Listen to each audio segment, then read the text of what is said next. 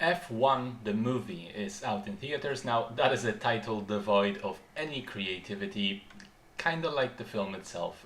Anyway, directed by Joseph Kosinski, who previously made Top Gun Maverick. This stars Brad Pitt, Damson Idris, Javier Bardem, Kerry Condon, and Tobias Menzies. This is, you guessed it, a movie about Formula One. The story is very simple. Brad Pitt plays Sonny Hayes, an old has-been racing driver spending his days sort of driving across the world and competing in various low prestige and medium prestige events. He is approached by his old friend Ruben, played wonderfully by Javier Bardem. Ruben has a fictional F1 team that is struggling. They have a shit car, they have a rookie driver, inexperienced. The second driver just left. It's the middle of their third season, and if they don't get a single win, the sponsor will pull back the funding and just sell the team at the end of the season. Ruben wants to save it, and he tempts Sonny with one last shot at a prestigious championship, and off we go. From there it goes exactly like you'd expect it. Struggles and problems, personal clashes, then they slowly start to gel and get it together. Then a setback happens, and then they really get it together for the exciting finale. So, I was very excited for this film because I loved Top Gun Maverick very, very much. And this promised to be essentially the same thing.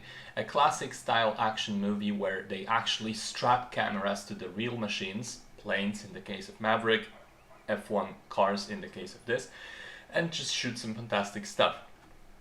In the case of F1, they actually got permission to shoot the movie during several real-life driving weekends.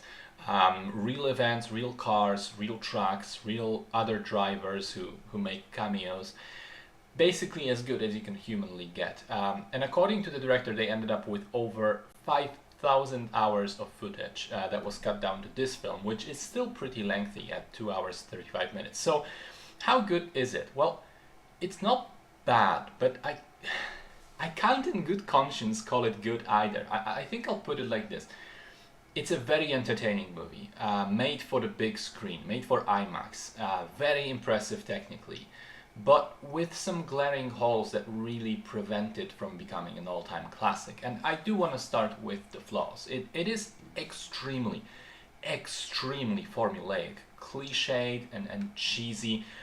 It's the quintessential boomer dad movie, and you know, if your father is 60 and likes cars, he's going to fucking love this. But for someone like me who has seen this exact story beats 100 times over, it felt a bit stale and predictable.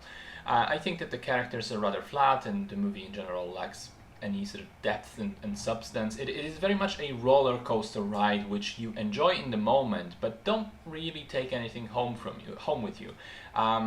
Compared to Rush, for example, which to me remains the best racing movie ever, this falls short on the emotional engagement front. I think there's a completely unnecessary and cheesy romance subplot. I think that the movie in general is too long by a good half hour. I think the subplot with the scumbag board executive was not necessary, could have been cut. I think the film also plays fast and loose with the realism and the actual F1 rules. I mean, I'm not an expert myself, I'm not a fan of F1, but it did seem to me that Sony's sort of aggressive strategies would in real life cost him points because of the penalties, and it wouldn't be feasible, and the internet comments seem to confirm that. But I'm you know, on at least this one, I'm perfectly willing to let slide because it's not meant to be a documentary. You have to dramatize stuff. It is, as I said, just a fun ride, and at the same time, it is also a commercial for F1, and this sort of stabbed my eyes as well. The amount of product placement there is in this film is insane, and it is also clear that the FIA wanted a good, positive sort of promotion piece. Hell, Brad Pitt was reportedly paid $30 million for his role, meaning this is his best paid job ever. So that alone shows you they were serious. Now, having said all of that, I did watch the film in IMAX, and I had a really good time. It is entertaining. It is tense when it needs to be, and funny much more often than I anticipated. The chemistry between Bardem and Pitt is unbelievable. You totally buy their friendship, and I could watch these two guys just hang out for 2 hours. The cinematography is breathtaking, and some of the racing footage is completely unbelievable. really manages to put you in there with the drivers.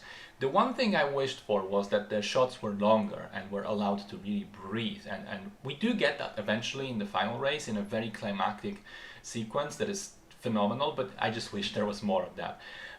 Pitt is good, Condon is good, all the supporting players are good too. I like the music, and again, though the story beats were predictable and cliched, they sort of landed for me. So I'll put it like this. Is it a good movie?